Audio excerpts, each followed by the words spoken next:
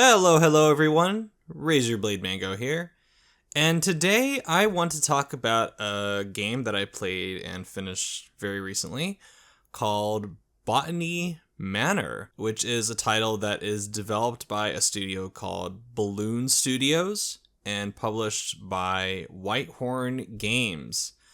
So, this game is part of I'd say personal initiative to more step out of my comfort zone when it comes to playing games. I started this last year as a goal where I wanted to explore different genres and try to, again, step out of my comfort zone, because a lot of the games I cover on the channel that I make videos about or even just games that I play in my personal time away from the channel, they are the typical third-person action-adventure game with relatively high budgets, maybe some RPG elements thrown in there. But I've wanted to try some new experiences, so this is why even if they're games that I don't really end up liking, I like to go out and try new things. And Botany Manor was one of those games where, because it was available in Game Pass day one,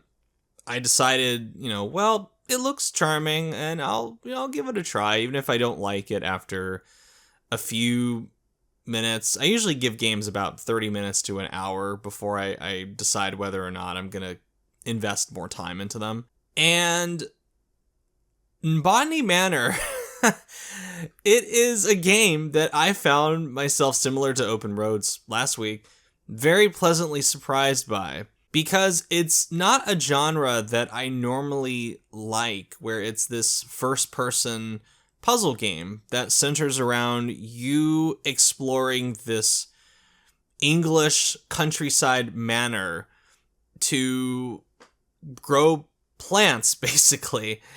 And you have to go around and find little clues, add them to your journal, and then figure out what are the exact specifications that will allow this certain plant to bloom and grow. Another reason that Botany Manor surprised me with how fun and engaging it is that I have honestly grown sick of these games that promote a chill, unquote, and, quote, relaxing, unquote, ambiance, because I think a lot of them forget to actually put some meat on the bones in regards to gameplay, and a lot of them just divulge into, oh, look at this dull activity that you have to be doing. Isn't this fun because of how relaxing and ambient it is? It's almost like a self-aware kind of thing where it feels very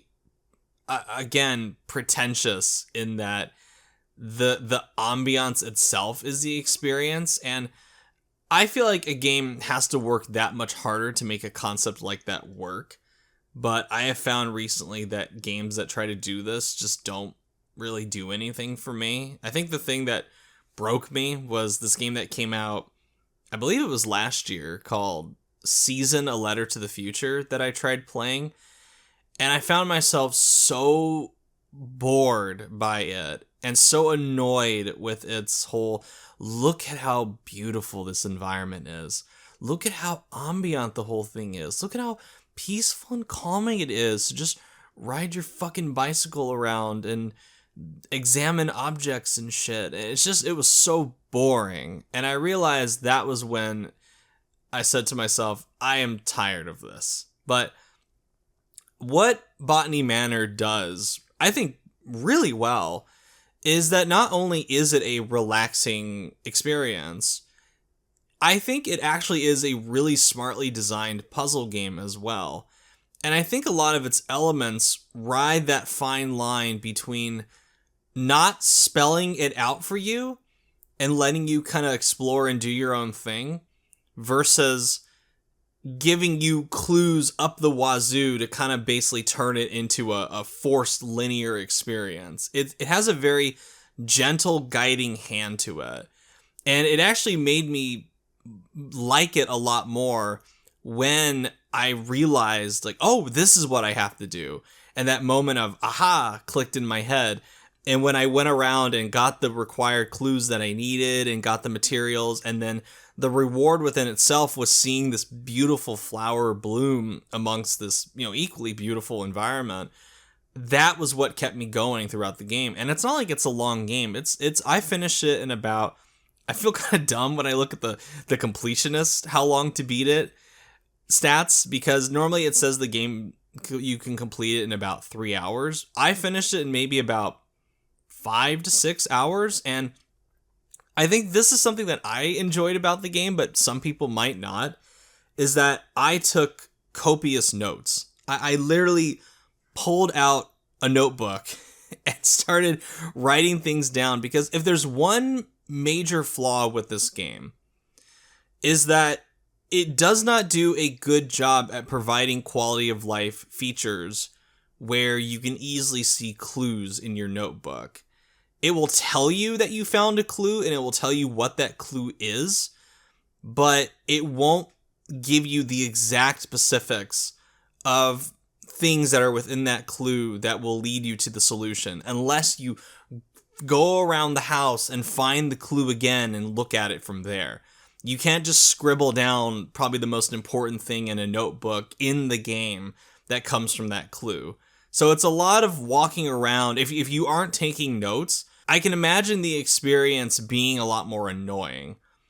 But for me, as somebody who likes to take notes, I literally, I'm holding it in my hand right now as I'm recording this, but I have notes that break down all the specific flowers that I need to grow and what the clues could be in regards to this, and how certain clues connect to other clues that I will find later and stuff like that. And I found that to be a relatively engaging experience. And that's not something that I normally have with a puzzle game, because a lot of puzzle games, I feel like, tend to go into the territory of, ooh, guess what I'm thinking kind of thing that the developers fall into. But this is a game that knows that it wants to be a relaxing, enjoyable experience, but doesn't quite go the extra mile to ensure that it's a relatively hassle-free experience if you aren't a big note taker like I am. And thankfully, there are even some things that even if you take copious notes, you still have to figure out the specific order of certain things that you have to do. That's something that the clues most of the time don't provide. And I like that element about it too, because it isn't, again, railroading you into a solution. It's gently guiding you there. And that's what I liked about it a lot. And like I mentioned earlier, that this game has very beautiful ambiance. It's not the most technically impressive thing. It doesn't have ray traced leaves or ambient inclusion lighting or any shit like that. It's just a very nice, pleasing look to it. It reminds me like a better version of what The Witness was going for, where it's a very colorful, kind of simple textures, simple shapes environment to it. And another thing I like about this game a lot is the music, which is scored by this guy named Thomas Williams. And it's not like the tunes or the melodies are all that inspired or memorable. I'm not going to be humming the theme to Botany Manor in my head for months. But as far as background ambiance driven music, it's very good. It's very nice. It's very calming to listen to. And if there's any other complaint that I have besides the lack of quality of life features with the note taking, is that it can be a tad buggy at times. And I'm not a fan of you might notice it in the footage, but there's some jitteriness with when you're turning the camera that not that great, even when trying to smooth it out as much as you can in the motion sickness and accessibility options. I also found a bug where sometimes if I scroll through the notebook too quickly, and I think I caught this in the footage that I have as well, is that the pages will disappear. So you're stuck just staring at a blank notebook, even if you have clues filled into it. And sometimes it takes a little bit for the clues to pop back in. Sometimes it might even require a reset of the game where you just save, go back to the main menu and load back in. And that will fix it. It's not like it's a permanent bug, but I did go, uh-oh, when I encountered it a few times and it wouldn't automatically appear back into my notebook. But those are just little things. But like I said, this is one of those games that I actually can see myself going back to and playing again once enough time has passed and once I have forgotten a lot of the solutions to the puzzles. Because when you know the solutions to the puzzles, you could blip through this thing in maybe an hour, hour and a half. This is another one, unfortunately, that I think is quite steep for the price that it's asking. It's around 25 bucks on PC, which I kind of went, oh, I raised my eyebrow when I saw how much it was. But I would recommend it, again, like Open Roads. I'd recommend it if you either, get it on sale, or if you have Game Pass. It's available. It's another one of these that's available on Game Pass. I'm starting to sound like a fucking Game Pass advert the last couple videos, but this is, I give Game Pass a lot of shit for my own reasons, but one of the benefits of it is that it is a good way to try new things without having to invest a lot of, monetary stuff into it.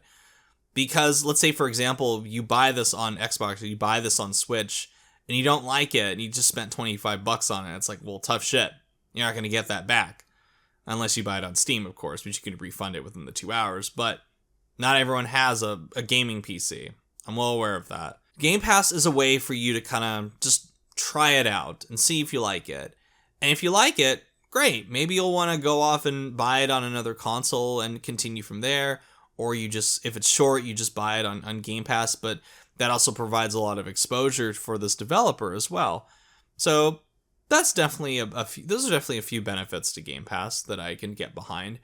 And because of Botany Manor, because I liked it so much, I will definitely be keeping an eye on Balloon Studios, and I'll definitely be a lot more interested in maybe buying whatever they do next day one.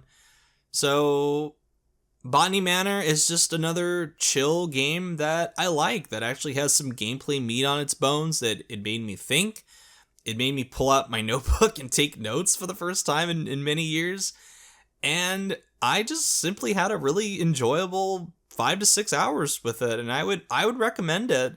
If you're into puzzle games, I'd recommend it. I think if you really like puzzle games and you know what you're getting yourself into with this, I think it's worth 25 bucks. But for anyone else, I'd say maybe wait for a sale, or if you have Game Pass, try it on Game Pass, see if you like it, and then go decide what you want to do from there. So anyway, thank you so much for watching, and I will catch you all later.